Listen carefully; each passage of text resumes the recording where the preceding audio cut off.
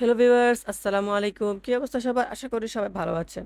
আজকে আমি তৈরি করব কাঁঠালের তরকারি। তো চলুন কথা না বাড়িয়ে শুরু করা যাক। প্রথমে আমি চুলার মধ্যে একটি পাত্র বসিয়ে এর মধ্যে দিয়ে দিলাম মুসুরির ডাল, তার উপরে দিচ্ছি মুগ ডাল, সঙ্গে শিমের বিচি, দিয়ে দিচ্ছি রাজমা, কাঁঠালের বিচি, পেঁয়াজ, আদা রসুন, হলুদের গুঁড়ো, মরিচের গুঁড়ো, তার সঙ্গে দিচ্ছি ধনিয়া জিরে গুঁড়ো। এবার দিলাম গরম মশলার গুঁড়ো এবং এর উপরে তেল ও পরিমাণ মতো লবণ দিয়ে ভালো মতো মেখে নিচ্ছি। এবার এগুলো মেখে নেওয়ার পরে এর উপরে দিচ্ছি তেজপাতা এবং কিছু পরিমাণে পানি। এবার একটি ঢাকনা দিয়ে ভালো করে সিদ্ধ করে নিব। কিছুক্ষণ পরে সকল উপকরণ যখন নরম হয়ে আসবে এর উপরে আরো কিছু পানি দিয়ে দিয়ে দিচ্ছি কাঁঠাল, তার সঙ্গে দিচ্ছি কলা, বগুলি, এবার দিচ্ছি আলু।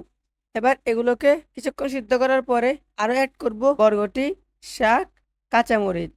এবার অন্য একটি চুলোয় রসুন দিয়ে তেল দাগিয়ে এর সঙ্গে দিয়ে দিচ্ছি। আরো কিছুক্ষণ সিদ্ধ করে নিলেই তৈরি হয়ে যাবে আমাদের মজাদার কাঁঠালের তরকারি। আশা করি ভিডিওটি আপনাদের কাছে ভালো লেগেছে। দেখা হচ্ছে নতুন আরো একটি রেসিপি নিয়ে।